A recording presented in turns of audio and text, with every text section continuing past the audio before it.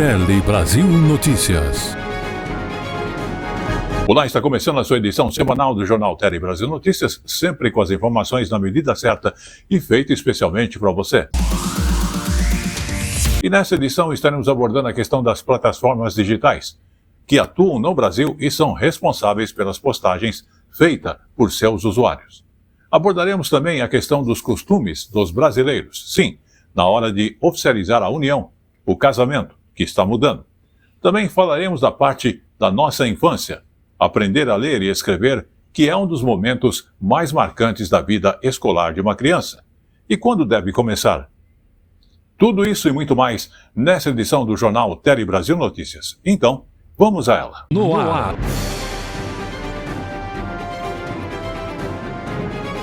Tele Brasil Notícias.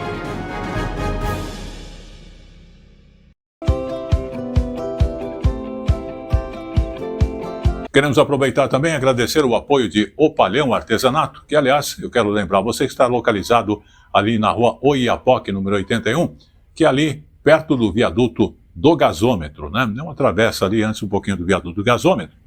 E lá você encontra aquelas telas para forrações de cadeiras, armários, né?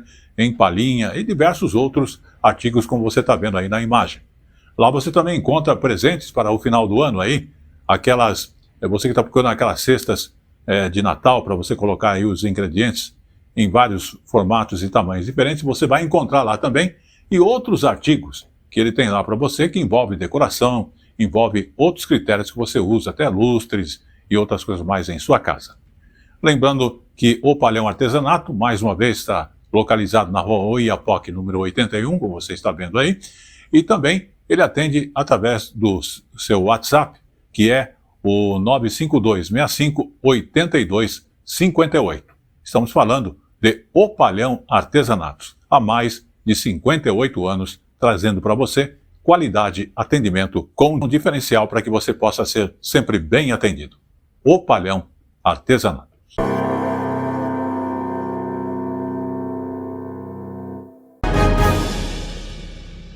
E começamos a edição do Jornal Tele Brasil Notícias com a informação bastante importante, que a partir então do último dia 7 de novembro, as plataformas que são digitais, que estão atuando aqui no Brasil, são responsáveis pela postagem feitas por usuários e, em caso de publicação ilegal, as empresas e os donos dos perfis podem aí serem punidos. Vamos observar.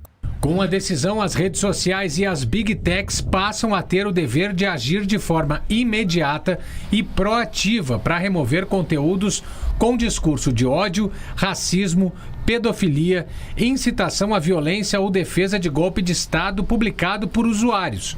Caso haja omissão, as plataformas podem ser responsabilizadas pelos danos causados. Para crimes contra a honra, permanece a exigência de ordem judicial para que o conteúdo seja retirado.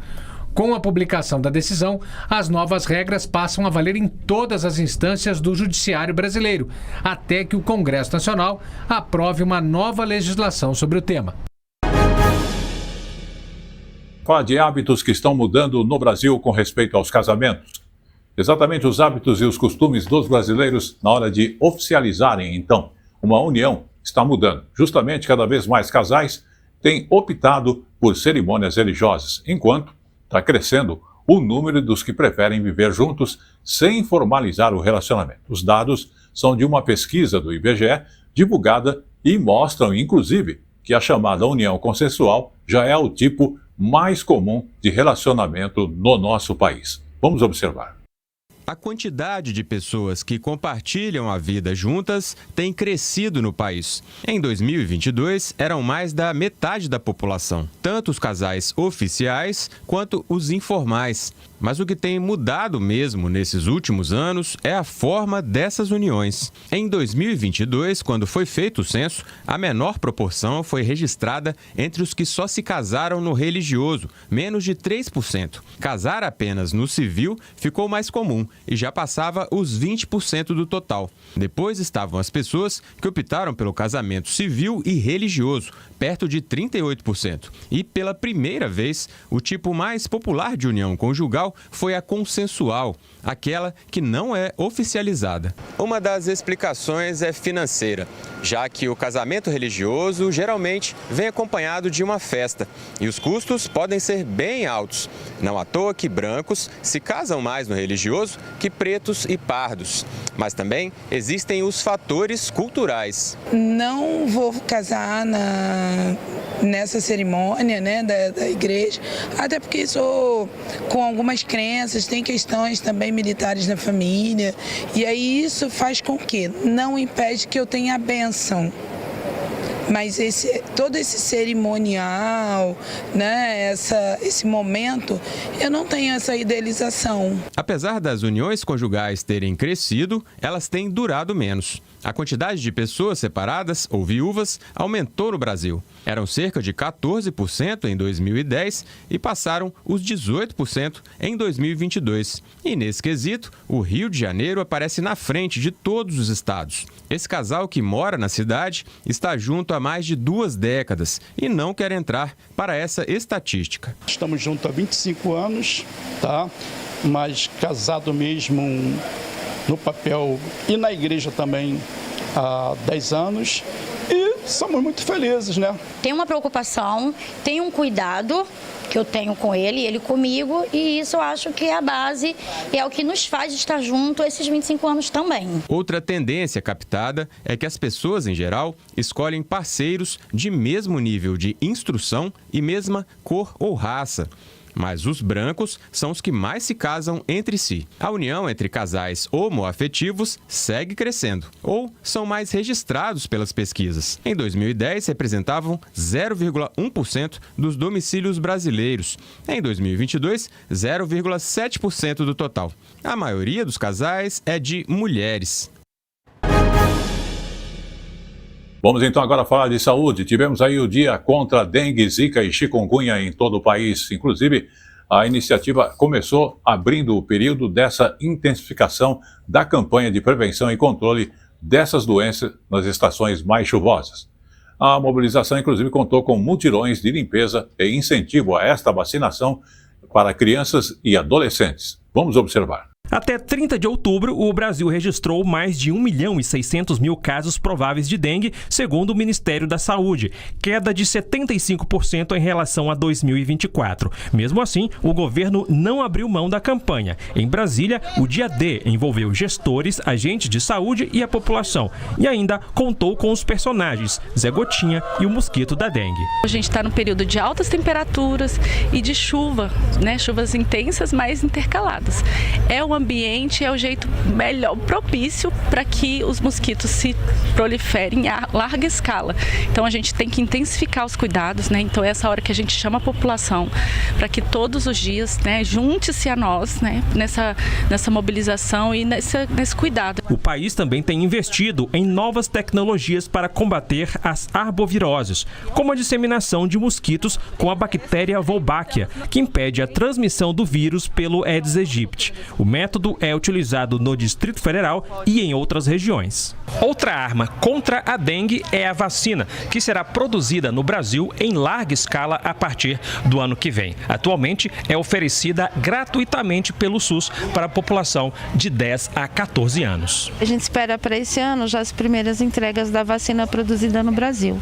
Daí sim vai ter uma quantidade que nos permite imunizar uma população maior e todos os municípios. Tudo que a gente produzir de conhecimento com essas tecnologias de resultado vai ser útil não só para a gente, mas vai ser um exemplo para os outros países também. O João Pedro sabe como é pegar dengue, por isso fez questão de ser imunizado. Eu me sinto bem mais seguro agora, porque eu já peguei dengue.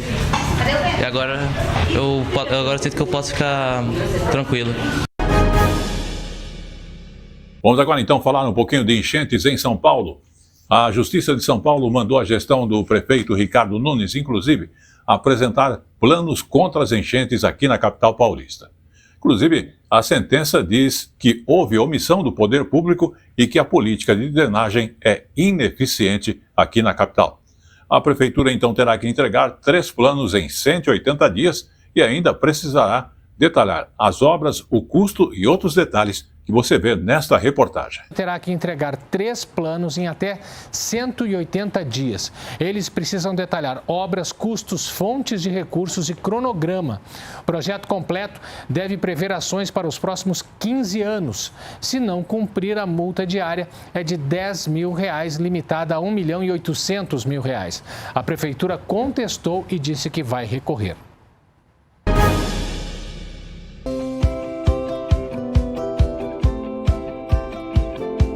Queremos aproveitar também e agradecer o apoio de O Palhão Artesanato, que, aliás, eu quero lembrar você que está localizado ali na rua Oiapoque, número 81, que é ali perto do viaduto do gasômetro, né? É uma travessa ali antes um pouquinho do viaduto do gasômetro. E lá você encontra aquelas telas para forrações de cadeiras, armários, né? Em palhinha e diversos outros artigos como você está vendo aí na imagem. Lá você também encontra presentes para o final do ano aí, aquelas, você que está procurando aquelas cestas de Natal para você colocar aí os ingredientes em vários formatos e tamanhos diferentes, você vai encontrar lá também, e outros artigos que ele tem lá para você, que envolve decoração, envolve outros critérios que você usa, até lustres e outras coisas mais em sua casa. Lembrando que o Palhão Artesanato, mais uma vez, está localizado na rua Oiapoque, número 81, como você está vendo aí, e também ele atende através do seu WhatsApp, que é o 952-65-8258. Estamos falando de O Palhão Artesanatos, há mais de 58 anos, trazendo para você qualidade, atendimento com um diferencial para que você possa ser sempre bem atendido. O Palhão Artesanatos.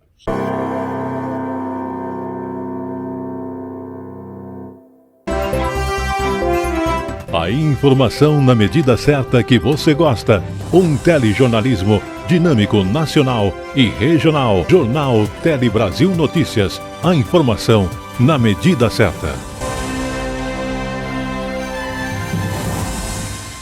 Vamos falar agora da correria do dia a dia, que tem levado muita gente ao limite, inclusive a questão das mulheres, né? Além do trabalho, elas ainda dedicam quase o dobro do tempo aos cuidados com a casa e com a família. E com isso nós temos aí o resultado de uma sobrecarga que já afeta a saúde mental de quase metade dos brasileiros. Vamos observar mais detalhes nesta reportagem. Rebeca gostaria que o dia tivesse bem mais que 24 horas para conseguir fazer tudo o que precisa com tranquilidade. Ela trabalha fora, cuida da casa e da filha sozinha. É tanta coisa para resolver que o corpo sente e a cabeça também.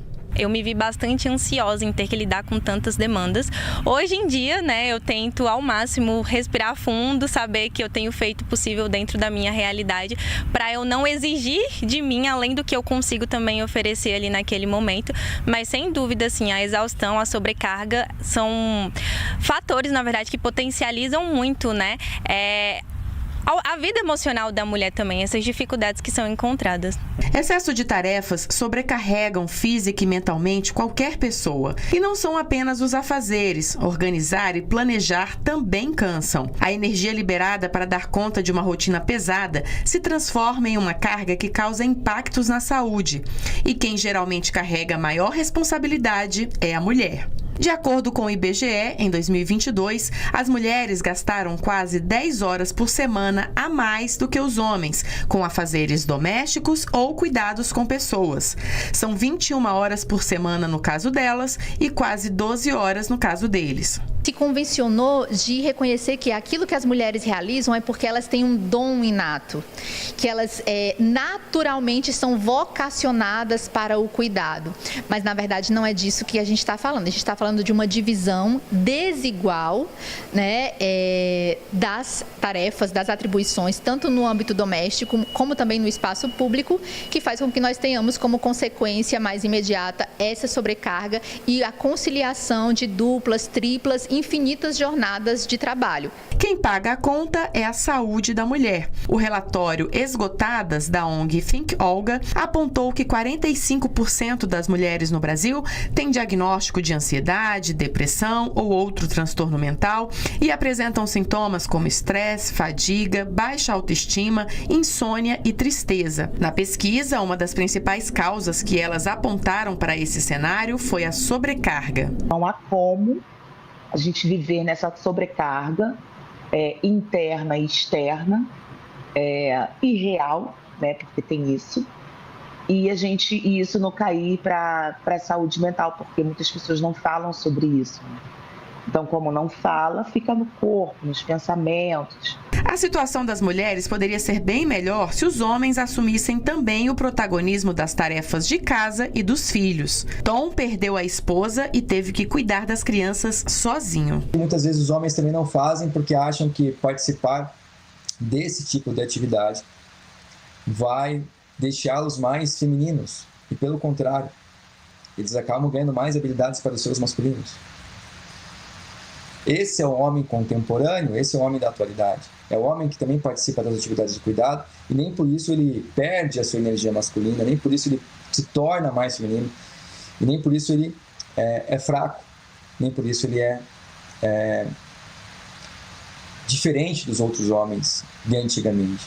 Ele só está dispondo um pouco mais de tempo para olhar quem mais ama a sua família. Certa.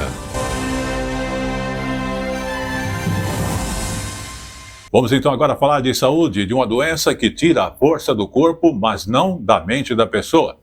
A esclerose lateral amiotrófica, que ainda, contudo, desafia a ciência e exige muito esforço de quem convive com ela.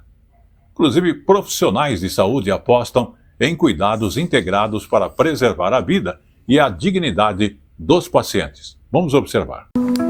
Há 1 ano e meio, a Rosângela foi diagnosticada com esclerose lateral amiotrófica, popularmente conhecida como ELA. A jornalista classifica a doença como cruel, um tsunami. A ELA é uma doença degenerativa que afeta o sistema nervoso e causa a morte progressiva dos neurônios motores, provocando fraqueza muscular, o que afeta a capacidade de falar, movimentar-se, engolir e até mesmo de respirar. Essa doença começa assim, com tropeçar não explicado, fala arrastada, dificuldade de pegar objetos, de fazer pinça. O paciente com evolução mais grave, ele perde todos os movimentos do corpo. Não é? Ele perde o movimento dos braços, da perna, do tronco, da deglutição. E aí sobram os movimentos oculares, o piscar dos olhos. Ao mesmo tempo, o paciente fica com a capacidade cognitiva intacta. A Rosângela, por exemplo, continua trabalhando de casa, mesmo com as dificuldades impostas pela doença. No caso dela, além da perda de mobilidade, houve um comprometimento da fala. Por isso, ela respondeu às nossas perguntas por escrito. Os sintomas começaram com algumas quedas inexplicáveis, num primeiro momento bem espaçadas. Estava caminhando normalmente e quando percebia estava literalmente no chão. Paralelamente, eu também comecei a perceber minha voz estranha, meio lenta. Agora eu também preciso ter uma atenção redobrada com a alimentação para evitar engasgos. Minha comida é praticamente toda pastosa. As causas da ELA só são conhecidas em cerca de 30% dos casos, em que a origem é genética. Considerada uma doença rara, a esclerose lateral amiotrófica atinge 2 a cada 100 mil pessoas no mundo e é mais prevalente em quem tem entre 55 e 70 anos. O tratamento exige uma ação multidisciplinar, com uma equipe de fisioterapeutas, fonoaudiólogos, psicólogos e médicos. O objetivo é melhorar a qualidade de vida do paciente. O grande objetivo que a gente busca é, primeiramente, que o paciente entenda a situação, o paciente ele explore e ele coloque o que ele deseja. O da Rosângela, por exemplo, ela ter a manutenção da sua profissão, ela conseguir ter autonomia dentro da residência. Então, o nosso foco todo de trabalho é voltado para isso. O médico que hoje em dia tem expertise em ELA, ele não pode deixar a doença dar um passo na frente dele. Ele tem que se anteceder e evitar os danos, né, durante esse estágio de evolução da doença. Sou uma mulher forte que sempre lutou para conquistar tudo na vida. Quero continuar a viver. O meu trabalho me ajuda e me faz um bem enorme, porque ele alivia a minha mente e o meu coração. Vamos agora então falar da isenção do imposto de renda para R$5.000, que, inclusive depois que foi aprovada no Congresso, há uma expectativa que o presidente da República sancione. E, inclusive, só está faltando a assinatura. A isenção do imposto de renda para quem ganha até o valor de R$5.000, como dissemos. Essa assinatura deve sair ainda neste mês de novembro. E com isso, vamos então entender como vai ficar o cálculo do imposto de renda a partir de agora e também saber o quanto você vai deixar de pagar.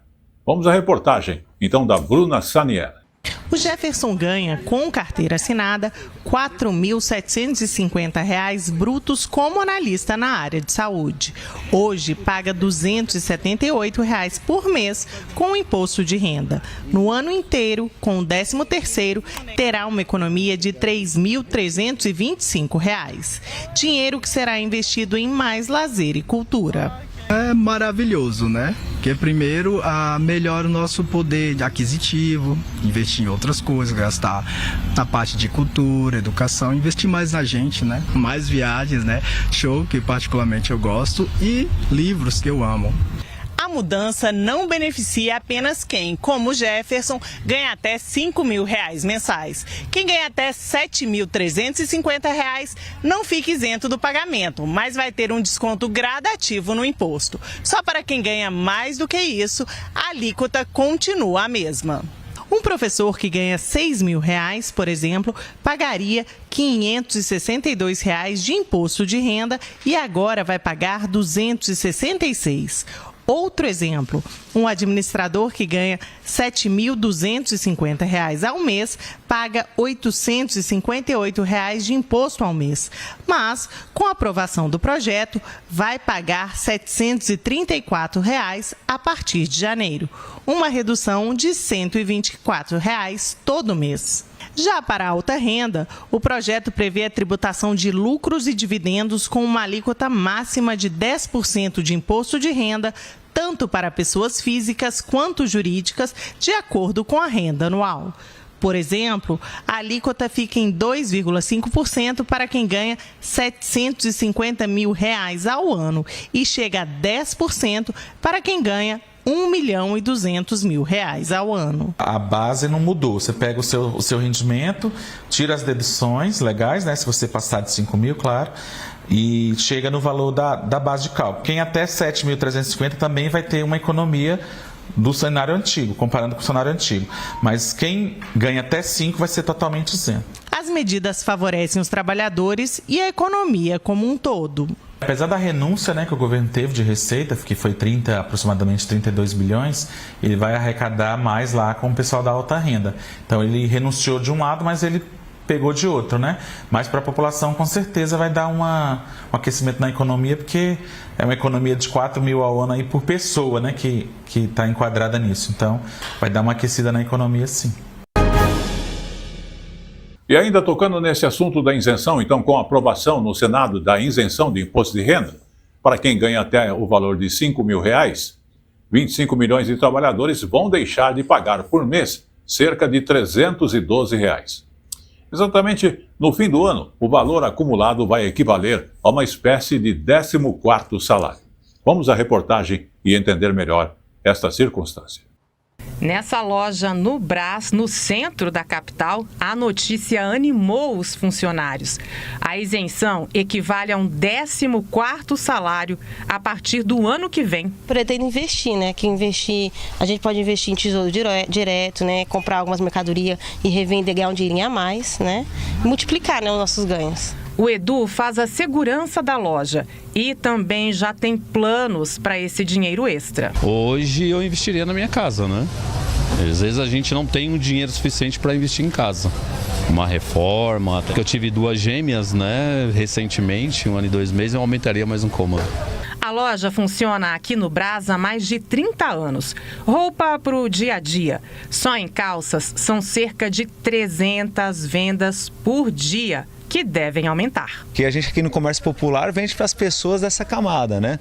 Então, quanto mais dinheiro circulando, quanto mais as pessoas tendo o poder de consumir, melhor para nós, né? Esse 14º que a gente está brincando, essa isenção do imposto de renda, com certeza esse dinheiro vai circular e vai beneficiar também quem gera o emprego. Em todo o Brasil, 25 milhões de trabalhadores vão ser beneficiados com a nova medida. Quem ganha até R$ 5.000 fica isento, não vai mais pagar imposto de renda. Quem ganha entre 75 até 7.350 vai pagar menos. Um escriturário do Banco do Brasil hoje, o salário base dele é em torno de R$ 4.400. Ele vai ter uma economia mensal de R$ 200 por mês. Então ele consegue fazer uma programação de fazer uma dívida. Olha, eu vou pagar R$ 200 por mês num consórcio, por exemplo, né, que vai ser um retorno para ele. Então isso na nossa categoria foi muito importante. E chegou agora no Tele Brasil Notícias o nosso Momento Jurídico.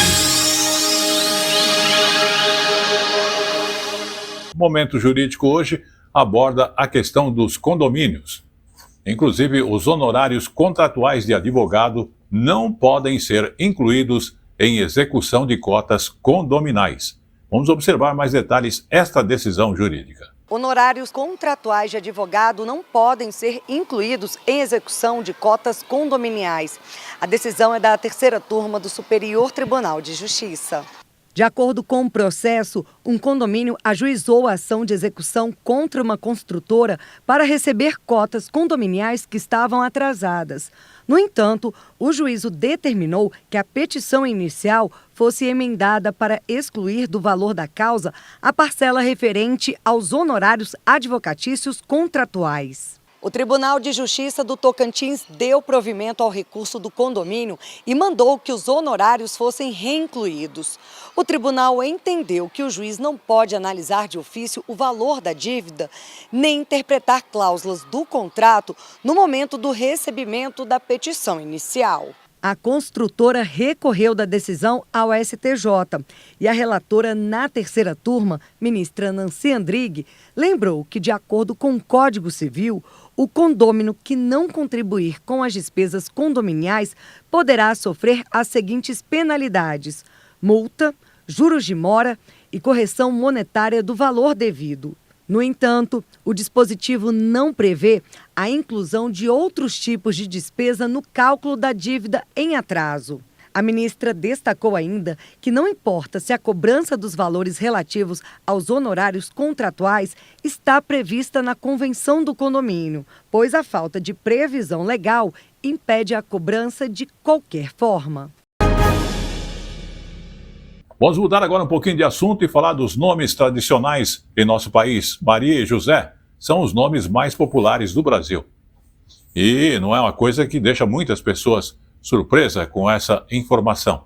Mas ela foi divulgada pelo IBGE, que lançou a segunda edição no site Nome do Brasil. Vamos observar mais detalhes nesta reportagem. Dados do IBGE, divulgados hoje no Rio de Janeiro, revelam o que muita gente já sabe. Maria e José ficaram no topo do ranking. O sobrenome mais comum é Silva. O levantamento de nomes mais frequentes no Brasil, atualizado pelo Censo Demográfico 2022, mostra também que as preferências mudaram conforme o tempo. Gael é um nome cuja idade mediana é 1. Porque a imensa maioria dos Gaéis nasceu há pouquíssimos anos atrás, né? Já nomes como Osvaldo ou Terezinha têm uma idade média muito superior à média de idade brasileira. Origem e significado de nomes e sobrenomes revelam muito sobre a identidade do povo brasileiro. Eu, por exemplo, entrei na plataforma do IBGE e consultei o meu nome. Descobri que existem outras 523 mil Fernandas, o 8º nome mais comum entre mulheres no país. Para consultar o seu, basta acessar o site Nomes no Brasil. Uma das novidades da segunda edição é que agora é possível consultar significados e país de origem dos principais sobrenomes, além de curiosidades como signos predominantes e média de idade para cada nome. A minha avó se chama Célia, hoje em dia eu não vejo ninguém com o nome de Célia. Marina também eu estou vendo diminuir bastante a quantidade de pessoas com esse nome. Acredito que, de acordo com a época, os nomes estão mudando, sim.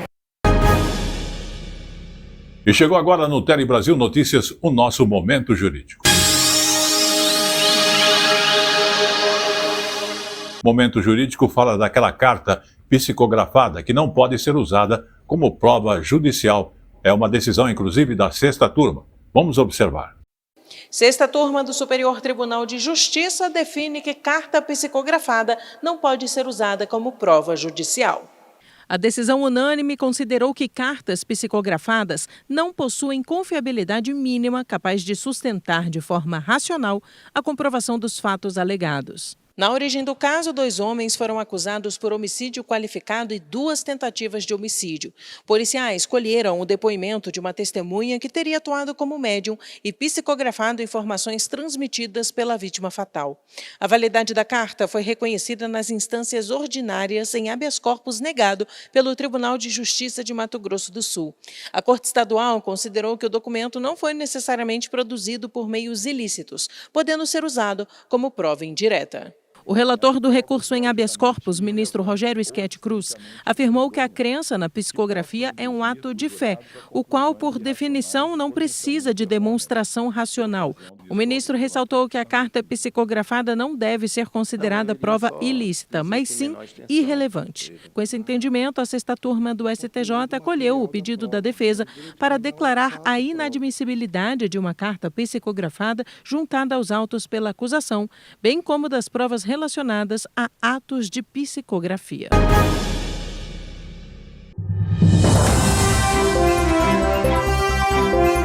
A informação na medida certa que você gosta.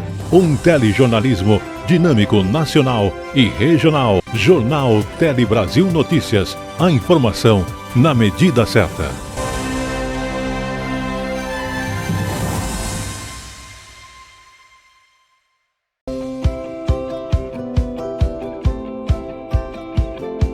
Queremos aproveitar também e agradecer o apoio de Opalhão Artesanato, que, aliás, eu quero lembrar você que está localizado ali na rua Oiapoque, número 81, que é ali perto do viaduto do gasômetro, né? É uma travessa ali antes um pouquinho do viaduto do gasômetro.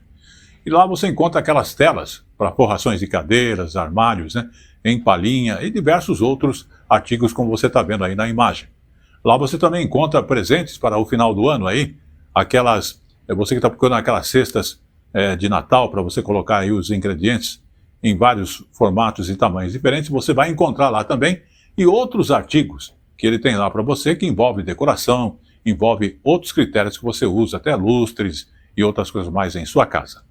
Lembrando que o Opalhão Artesanato, mais uma vez, está localizado na rua Oiapoque, número 81, como você está vendo aí, e também ele atende através do seu WhatsApp, que é o 952-65-8258. Estamos falando de Opalhão Artesanatos, há mais de 58 anos, trazendo para você qualidade, atendimento com um diferencial para que você possa ser sempre bem atendido. Opalhão Artesanatos.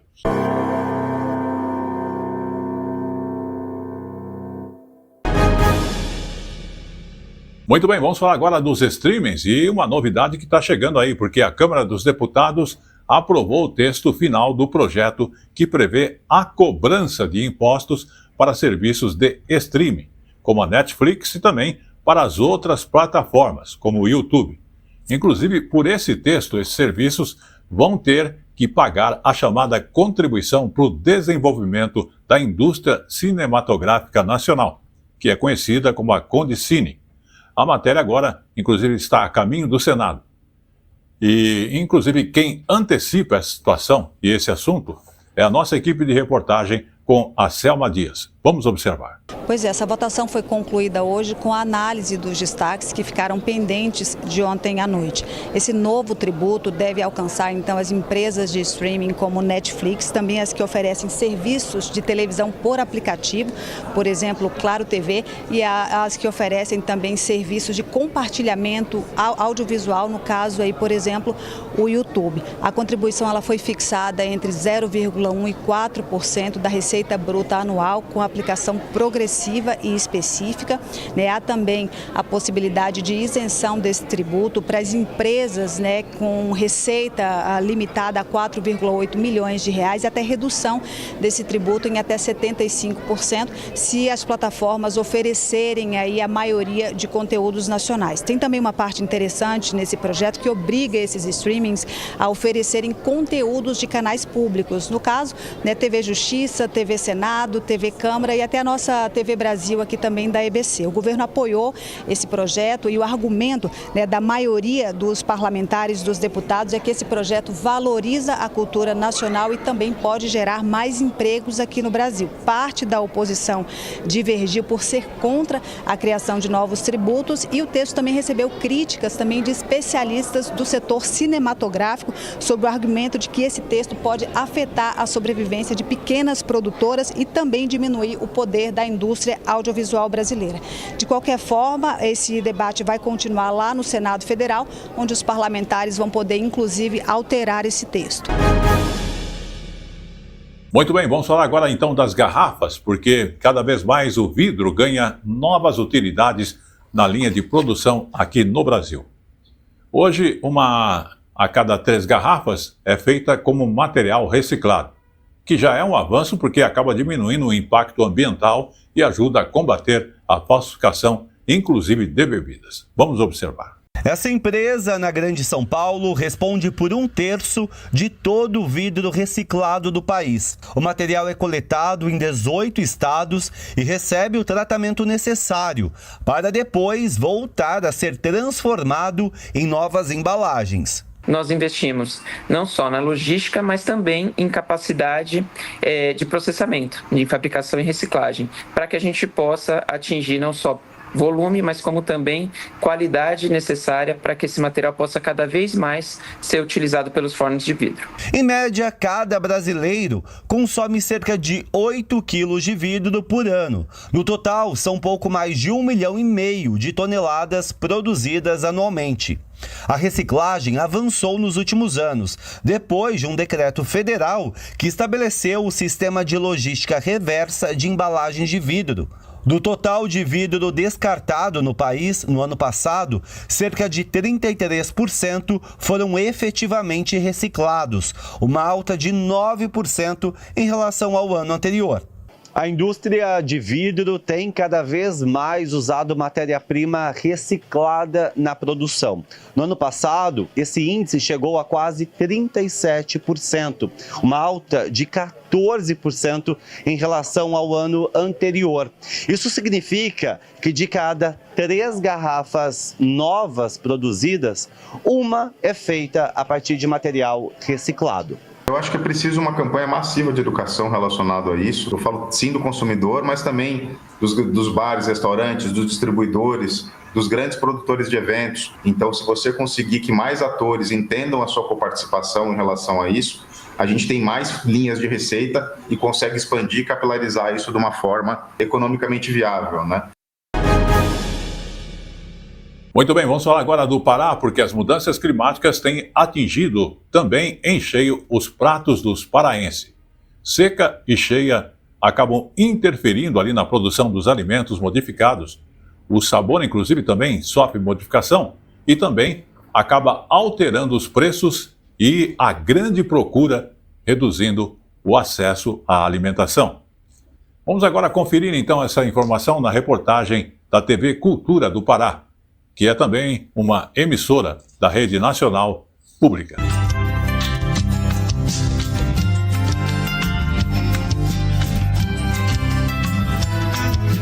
O açaí e a farinha não estão só na música de Nilson Chaves. Eles estão na mesa da população amazônica. Mas por conta das mudanças climáticas, está cada vez mais difícil manter essa cultura alimentar. Secas ou cheias interferem diretamente na produção dos produtos, podendo ocasionar mudança de sabor, alta dos preços pela baixa oferta e grande procura e até mesmo a extinção. O clima chegou na nossa tigela. Hoje em dia, como o clima está muito diferente dos outros anos, está afetando bastante a nossa safra do açaí, né? Porque está dando pouco e ficando mais caro. Durante o verão do ano passado, o período menos chuvoso, frutos foram perdidos, abortados, plantas morreram em áreas que normalmente tem a maré visitando 2 vezes por dia.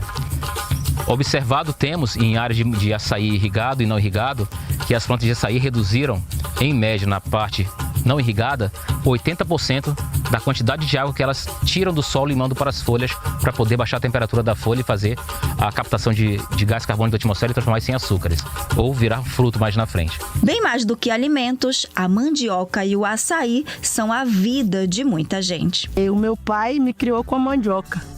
E eu criei meus filhos com a mandioca. Então, hoje em dia, eu falo que ela é tudo na minha vida. Eu nunca saí da comunidade para trabalhar fora. Nasci, me criei e continuo aqui, né? Então, para mim é uma resistência a mandioca, porque eu vivi ela e continuo vivendo ela. À primeira vista, essa paisagem parece eterna. Mas por trás da beleza, existe um planeta em desequilíbrio. Aqui no Pará e em outras partes do mundo, a comida não vem só da terra. Ela vem da floresta, dos rios e dos ritmos da natureza. Só que esses ritmos estão mudando.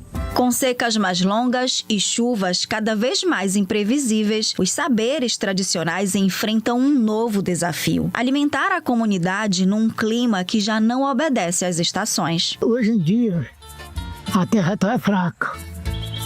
A terra é tão fraca, muitas terras tão fracas. Chovendo muito, chove, alaga aqui. O sol esquenta, fica muito quente, começa a estragar, toda a mandioca apodrece e tudo. Nós temos registros que as temperaturas do ar superaram 40 graus. Plantas experimentaram 42 a 45 graus de temperatura. E isso, particularmente para a mandioca, é muito alto. Até 35 graus Celsius de temperatura do ar, a mandioca tem um desempenho muito satisfatório. Ela não compromete a transferência de açúcares para as reservas, que são as raízes. A partir dessa temperatura, a planta começa a gastar muita energia para se manter viva e vai, consequentemente, guardar menos na raiz, que é o que nós desejamos ao final, é ter uma raiz robusta, suculenta e macia para apreciarmos na culinária. No coração de Santa Isabel, no quilombo Espírito Santo do Itá, foi criado o Museu da Mandioca da Amazônia, o único do Brasil que reforça a importância do alimento para a cultura alimentar amazônica. Então, a mandioca, que começa inicialmente há 9.000 anos atrás aqui na Amazônia e vem se consolidando e concorrendo para a formação desse espaço, ela é um símbolo muito representativo desse sentimento de pertencimento. É no quilombo Espírito Santo que 44 famílias vivem da agricultura, sendo que 70% delas trabalham na produção da farinha de mandioca. Os nossos descendentes, aqueles que vieram, chegaram até aqui para que esse povo que tem hoje se formasse, eles vieram à margem dos rios, né? Numa linhagem de beiras de rios, onde comunidades se formaram e se tornaram quilombos, a gente é a última à beira desse rio. É um alimento de resistência desses povos. É um alimento que deu a eles a sobrevivência na floresta e está dando até hoje. Então nós queremos manter viva essa história desse produto maravilhoso que é nosso. Quando o valor do seu alimento sobe ou muda o gosto, esse também é um dos impactos do clima. É o amargo sabor das mudanças climáticas. As pessoas continuam demandando a mesma quantidade de farinha e de macaxeira no mercado, nas feiras de Belém. E se a demanda não diminuiu e a oferta diminuiu, a gente vai ter um desequilíbrio, que isso vai ser forçado a aumentar o preço. A gente vai sentir isso no bolso, no supermercado.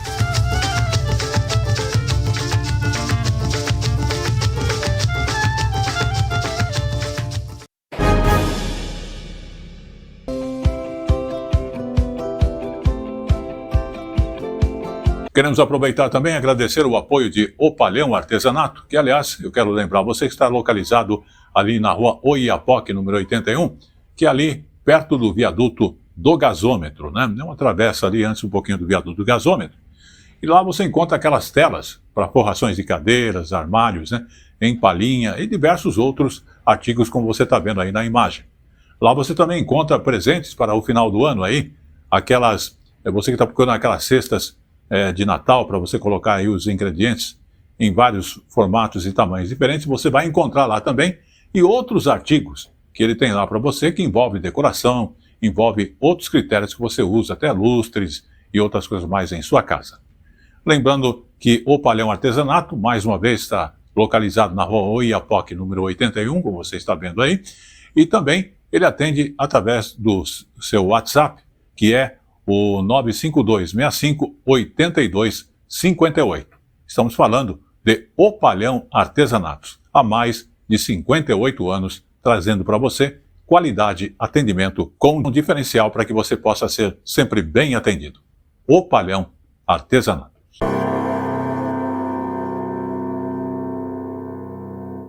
Vamos falar agora do prêmio Liderança Climática, porque foram anunciados vencedores deste prêmio local 2025, que acaba reconhecendo políticas locais inovadoras de enfrentamento da mudança climática.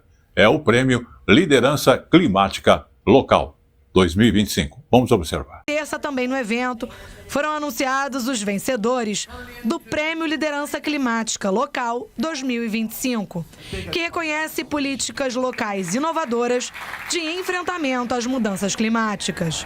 As vencedoras foram Juiz de Fora, em Minas Gerais, na categoria Transição Energética e Construções Inteligentes. São Paulo venceu pela eletrificação da frota de ônibus urbanos. O Rio de Janeiro ganhou o prêmio pelo protocolo de resposta ao calor extremo. Salvador foi vencedora na categoria Soluções Sustentáveis para Resíduos Recicláveis. Barcarena, no Pará, foi destaque pelo Programa de Segurança Alimentar e Desenvolvimento Sustentável. O governo do Piauí foi premiado pela criação do ICMS Ecológico Estadual. E como eu falo sempre, tudo que é bom dura pouco, e o Tele Brasil Notícias de hoje está chegando a seu final. Mas antes de encerrarmos, vamos falar sobre uma coisa que é muito importante, que é a educação. Aprender a ler e escrever é um dos momentos mais marcantes da vida escolar de uma criança. Foi da nossa vida e é de qualquer outra criança. Mas esse processo começa muito antes de se abrir aquele caderno na sala de aula. É nas brincadeiras, naquelas músicas que cantamos na infância, nas histórias que surgem, as primeiras descobertas, inclusive, que podem ajudar a criança, né? Daquelas palavras, o poder que a palavra tem e a alfabetização. E você vai conferir na reportagem da TV do Espírito Santo, também uma emissora da Rede Nacional de Comunicação. Ler, escrever, se encantar com o mundo nas páginas de um livro. A alfabetização começa bem antes do caderno. Nasce nas páginas que a criança ouve, no olhar curioso, nas descobertas do dia a dia. É brincando, cantando, explorando o mundo que eles entendem que as palavras têm som, ritmo e sentido. É o primeiro contato com o universo da linguagem. Mas será que tem uma idade certa para isso acontecer? Ainda que essa criança não leia um texto só, ela leia com o professor, ela leia com o outro, ela está entrando na corrente da comunicação discursiva, a gente pode dizer assim, porque ela está dialogando e ela vai entendendo que o que ela está aprendendo é sobre dizer sobre o mundo, sobre o outro e sobre si mesmo. Na educação infantil, o aprendizado acontece de forma leve e divertida. Cada gesto, cada cor, cada som desperta curiosidade e ajuda o cérebro a se preparar para um novo. Um caminho cheio de descobertas e vontade de aprender. Respeitando a brincadeira, a interação delas um com o outro, essa leitura de mundo que elas têm, uma alfabetização que tenha sentido para elas, né? A forma como é apresentada a elas, né, que é diferenciada de como era antigamente, né?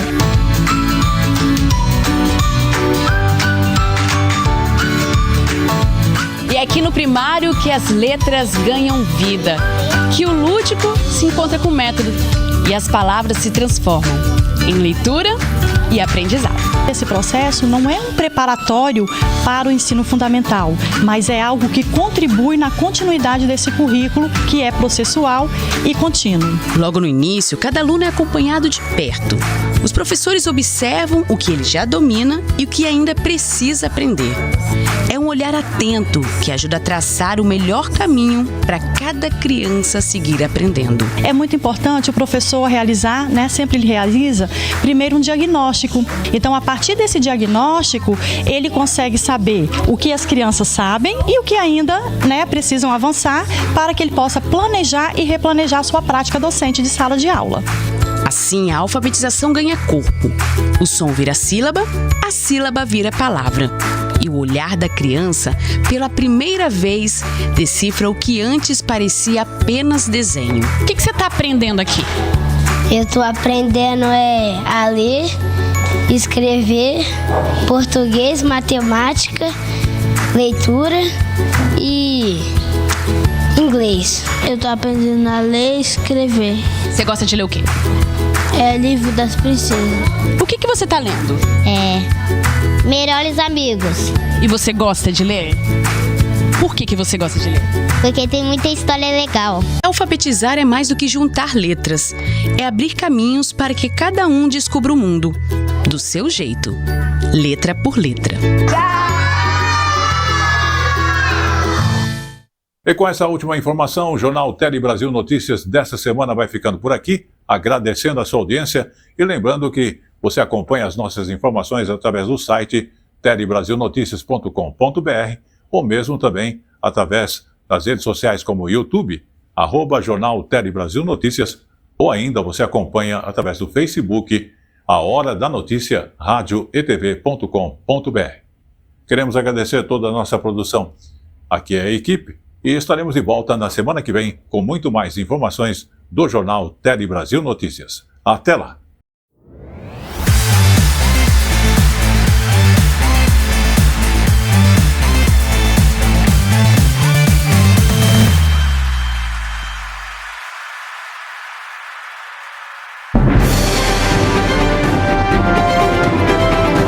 Tele Brasil Notícias.